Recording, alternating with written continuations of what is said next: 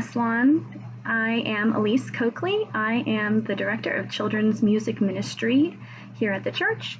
I'm also the wife of John Coakley, who is the Director of Music Ministry, Adult Music Ministry here at the church as well.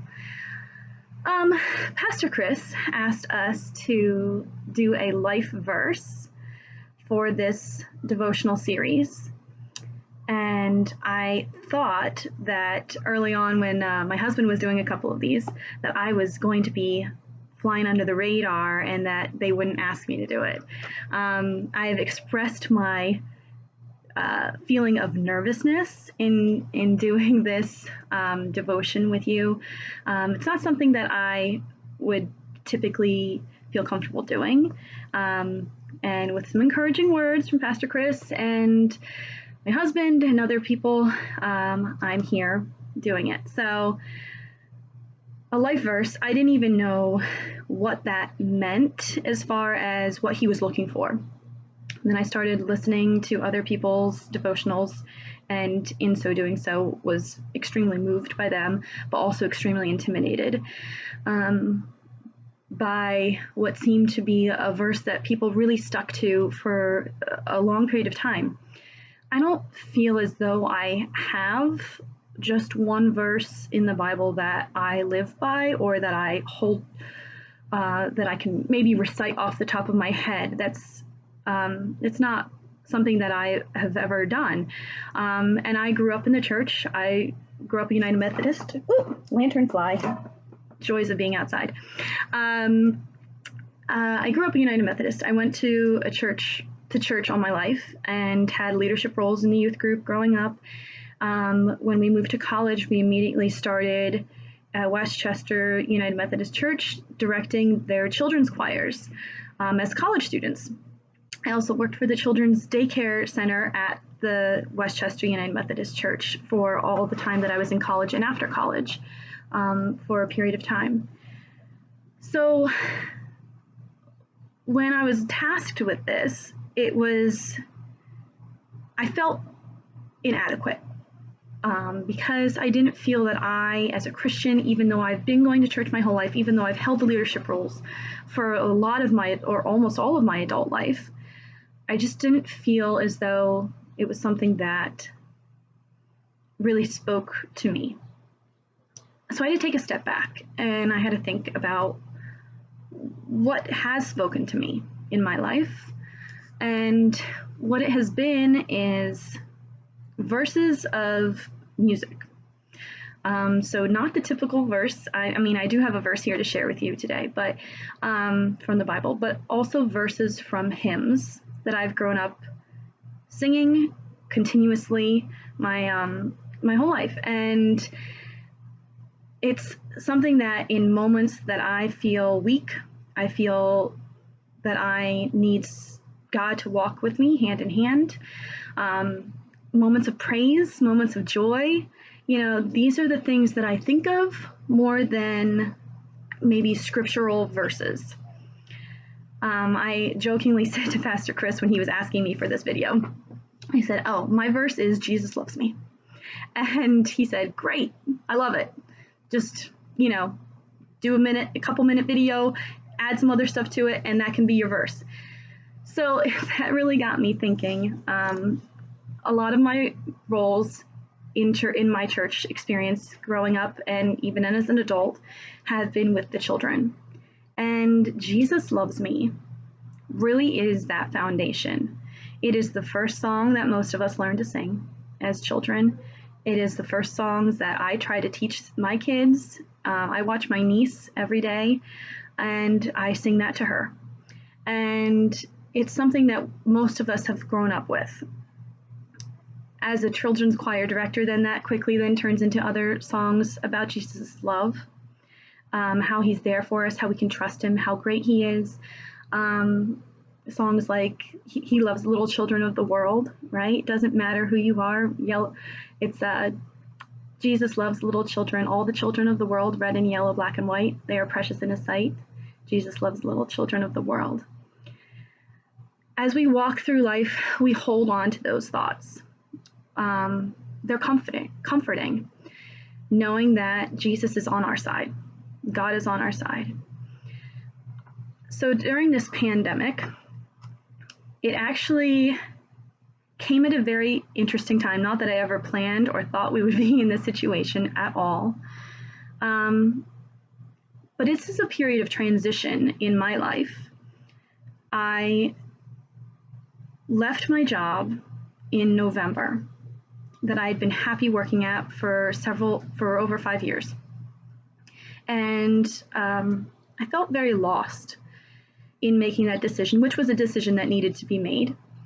But it didn't leave me in a good spot mentally, feeling as though I, gave up on something that I was doing very well at and was succeeding in over and over again. And to feel like I gave up really hurt me more than I thought it did. Because I don't give up on things, especially things that I'm doing well in. And it was a careful choice that I made, but it was a choice nonetheless. I quickly found out about 2 weeks after that choice was probably the best choice I could have made for our family and our extended family personally. And my sister, I started watching her daughter, our niece, 2 weeks after I left my job. She was struggling working from home as a full-time mom and going to work full-time at home, trying to juggle the two at the same time with an infant. I mean, it's nearly impossible when you're having meetings back to back. And I was able to say, I can help. I'm here, I'm available, I can help, and I can take her and I can watch her for you. Fast forward to the beginning of March, not that many months later, I was shocked to find out that our children would be out of school and we would be home with them. And I thought again, wow, God, you really provided me the opportunity to be here. We are in a place that I was able to stay home with our children. I was able to continue teaching them as if there was never a missed beat, obviously besides going to their school buildings. And it continues to be unfolding in front of me of God's plan, as we just found out our district is now going virtual for the fall. And I think, wow, he put me in this position, a position that I was unaware of that I would be in. And I am now able to be not only helpful to myself, my family, my children, but to my sister and her family. And now in the fall, to hopefully many families in our neighborhood or friends of ours that have full-time working parents that need somewhere for their children to go. And offering a safe space here with me and my kids, that they could come and do school and they can continue to learn and not fall behind. So that brings me to my verse. It comes from Philippians 4, verse 13. I can do all three things through Christ, which strengthens me. And I feel that's extremely true. I have struggled with feeling like I can't do things, feeling very nervous about trying new things. This time at home has been great, but I also have that, thought in my back of my mind, when I go back to work, where is this road going to lead me? And I don't know. I really don't. And I thought I would have it figured out. We've been home for 5 months, I thought I'd have it figured out, but I don't. And so with that verse, I know that God is with me each and every step. I might not know his plans for our lives and what my life will be the next step for me. I don't know. So I went through my hymnal. Like I said, a lot of times it's more verses of songs that really speak to me.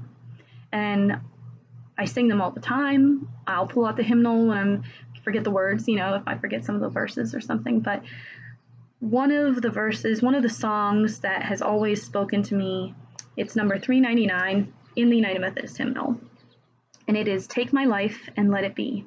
I'm just going to read you the verses of this song. "Take my life and let it be consecrated, Lord, to thee.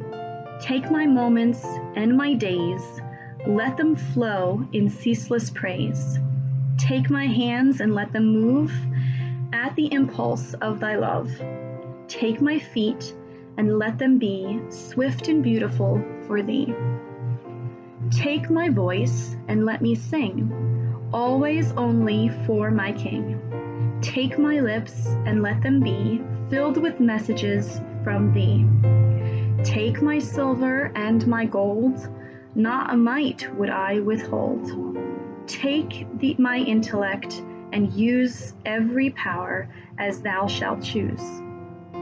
Take my will and make it thine, it shall be no longer mine. Take my heart, it is thine own, it shall be thy royal throne. Take my love, my Lord, I pour at thy feet its treasure store. Take myself, and I will be ever only all for thee.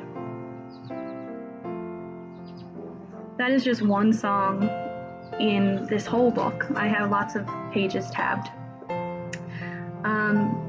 That just really should be remembered. Our life is not our own. It is God's. And we have, as Christians, given to Him our life to do with what He will and to follow His will. As though we might not know our plans out before us, or we might think we have a plan set for our life. Those plans are ever changing. God knows where He wants us.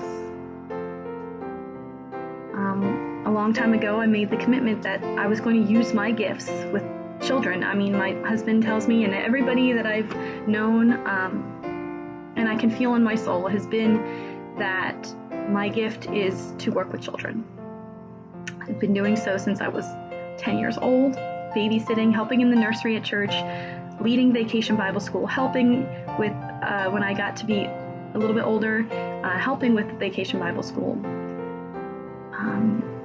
And then through college, went to school for education, and at the daycare at our church, the music ministry at Westchester, the music ministry here at West Lawn.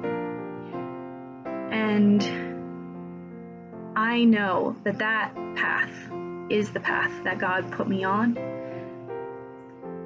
It hasn't been a full-time deal for me as far as a job, but I am faithful, and I know that God will find a place for me. He will use my gifts and my love for Him, and He will walk me down a path that I might not have ever seen for myself. So I'm continuing to hold true and fast to that, and I am going to take my life and I'm going to let it be, and I'm going to give it to God and wait for His plan to unfold. And through this pandemic, I'm learning more and more each day of maybe His secret plan for me, and maybe why I left that job. And it has been a blessing for our family and for others, and I can't wait to see what He has in store for us next. So thanks for listening, West Lawn. I hope that this spoke to you as well, as we all go through periods of life where we are uncertain of what's happening next. So blessings to all of you.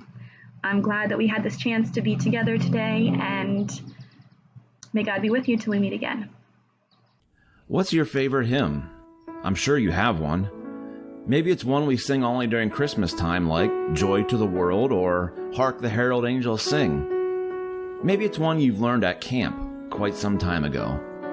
Perhaps your favorite hymn is a popular one like Amazing Grace or How Great Thou Art.